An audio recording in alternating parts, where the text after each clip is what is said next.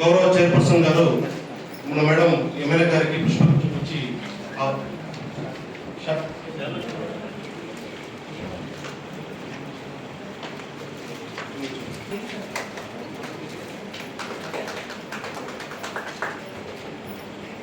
నా గౌరవ vice chairman Shri Mullah Mohammed Ghouse గారు శాసనసభ్యుల వారిని, అలాగే మరొక వైస్ చైర్పర్సన్ శ్రీ నరసింహులు గారు ఎమ్మెల్యే గారిని పుష్పగుచ్చంతో సత్కరిస్తారు.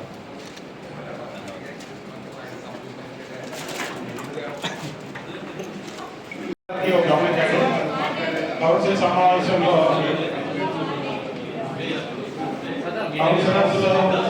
గౌరవ సభ్యులు అలాగే మీడియా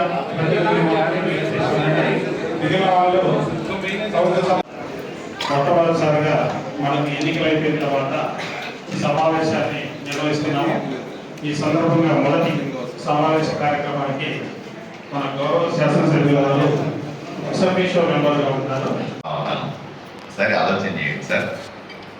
మనము నిర్ణయాలు తీసుకోవాలి, అధికారులు అమలు చేయాలి. ఇక్కడ మనకు అంటే నేను 15 నిమిషాల సభను చూస్తే ఏమవుతుందంటే మన టార్గెట్ అంతా కూడా మనము స్వపక్షంలో ఉన్నట్టుగా విపక్షంలో అధికారులు ఉన్నట్టుగా సాగుతుంది సంభాషణ. అధ్యక్ష, ఇది ఒక నా మనవి, నా రిక్వెస్ట్. ఎందుకంటే మన తీసుకునే నిర్ణయాలు ఏవైతే ఉన్నాయో అమలు చేయాల్సిన బాధ్యత ఉన్నటువంటి అధికారులని కూడా మనం గౌరవించుకోవాలని నా విన్నపం. రెండవది, అధికారులందరూ మంచి చేస్తున్నారని అనట్లేదండి.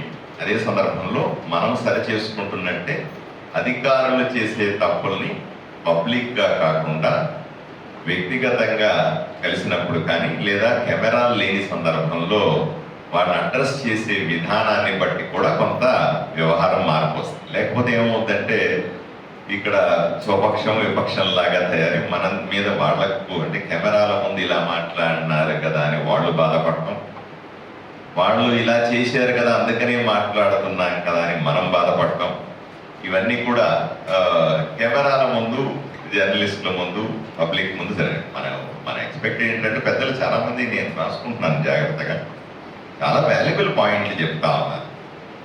2 సంవత్సరాలు 3 సంవత్సరాలుగా పని కాలేదని, తీసుకున్నటువంటి వాకీ టాకీలు ఏమైనాయని, ఎన్నిసార్లు చెబుతున్నా ట్యాంకులు క్లీన్ చేయాలంటారా అని, అటువంటి చాలా వ్యాలిడ్ పాయింట్. ఇవి మనం డెఫినెట్గా చేసి తీరాల్సిందే. మనమందరూ కూడా కలిసికట్టుగా దీని పట్ల ఆలోచన చేయాల్సి ఉంది. ఒక వార్డు నుంచి 40 వార్డులు చేసేటప్పుడు మళ్ళీ ఒక 2 months ఆల్రెడీ నవంబర్లో ఆల్రెడీ చేశాం కదా, నవంబర్ డిసెంబర్ ఆ మంత్ లో ఒకసారి ఆల్రెడీ అన్ని వార్డ్స్ చేసినాం మేడం. మా ఇంటి ముందే నేను ఇంతకు ముందే కంప్లైంట్ చేశాను. మా ఇంట్లో మీ వార్డులో చేసిన తర్వాత ఒక 3 వార్డులు మాత్రం పెండింగ్ ఉన్నాయి మేడం. ప్లాస్టింగ్ లేని ప్లాస్టింగ్ చేయించినాము. కొన్నింటికి గోళాలు మూతలు లేవంటే కూడా కొన్నింటికి మూతలు కూడా పెట్టించడం జరిగింది మేడం. ఒక 2 వార్డులు మాత్రమే పెండింగ్ ఉన్నాయి మేడం. నవంబర్ డిసెంబర్లో అయితే టౌన్ లో మొత్తం అన్ని ఏరియాలకు సంబంధించిన ట్యాంక్స్ కూడా క్లీనింగ్ చేయడం జరిగింది రాసుకుంటున్నారు. ఇప్పుడే కాదు, ప్రతిసారి వచ్చినప్పుడల్లా దానికి సంబంధించి రాసుకోవడం, దానికి వాకి టాకీలు 3 నెలలు ఏం రాసుకున్నారు సార్? వాకి టాకీలు ఎక్కడికి పోయినా ఇప్పుడు ఏం రాసుకున్నారు? వాకీ టాకీలు అనేది ఫిబ్రవరిలో చెప్తే ఇంతవరకు ఆన్సర్ లేదు. ఏం రాసుకుని మీరు ఏం చర్య తీసుకున్నారు సార్? ప్రపోజల్ ఇవ్వండి, కౌన్సిల్లో పెట్టేసి చూద్దాం. ఇప్పుడు గతంలో ఇప్పుడు కొన్ని సంవత్సరాలు మున్సిపాలిటీలో ఉంటే వాకీ టాకీలు ఇదే ప్రభుత్వంలో ఉన్నవి ఫిబ్రవరిలో మీ దృష్టికి తెస్తే అన్ని ఏర్పాటు చేశాను. ఒక్క ఆఫీసర్ దగ్గర ఉందా ఈరోజు? అది దానికి ఎంత ఖర్చు పెట్టాం ప్రజల డబ్బులు? మీరు స్పెసిఫిక్ గా ఒక లెటర్ ఇవ్వండి సార్, దాన్ని బట్టి ఎమ్మెల్యే సత్యంలో ఇంత విలేకరుల సమక్షంలో ఏం చెప్తే మరి దీనికి లెటర్ కావాలా? ఫిబ్రవరిలో పేపర్లో కూడా వచ్చింది, అది స్వచ్ఛందంగా వచ్చిందని మీరు బాధ్యత తీసుకోరా అధికారులు? ఒక్కరి దగ్గర వాకి టాకీ ఉంది ఈ రోజు ఆదంలో తీసుకుని సంపూర్ణంగా 2 ఏళ్ళు కాలే. ఏం రాసుకుంటున్నారు సార్? ఏం జరగదు. ఏదన్నా ఒక కౌన్సిలర్ సమస్య చెప్పినప్పుడు దయచేసి రాసుకోండి.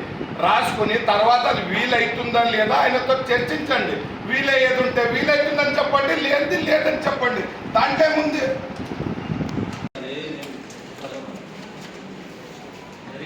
సభకు నమస్కారం. 1వ వార్డు సీసీ రోడ్డు సీసీ డ్రైన్లు వేయించడం జరిగింది. వాల్మీకి నగర్ లో కొండ వెనకాల సైడ్ మేడం. జైపాల్ కాంట్రాక్టర్ వేయించిన సీసీ రోడ్డు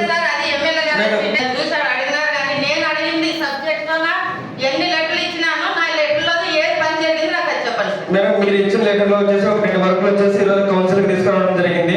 తర్వాత వచ్చేసి ఒక కాల్వర్ కూడా టెండర్ పెట్టడం జరిగింది. ఎలక్షన్ కోడ్ వల్ల ఆగిపోయింది. ఇప్పుడు నెక్స్ట్ టైం రెజ్యూమ్ చేసేసి అది వరకు తర్వాత టాయిలెట్ దగ్గర ఒక సంపు కట్టాలని చెప్పేసి మీరు అడిగినారు మేడం. దానికి కూడా ఎస్టిమేషన్ వేసి పెట్టినాము. లేదు మేడం 3 నెలల్లోనే పెంచినాం మేడం. ఎందుకంటే ఎలక్షన్ కోడ్ వచ్చి ఆగిపోయింది మేడం.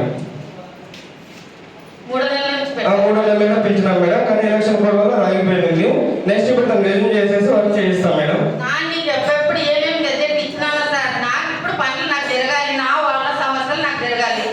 లేడీస్కి లెటరింగ్ అంటే చాలా ఇబ్బంది ఉంది. మీరు కావాలంటే రాండి సార్.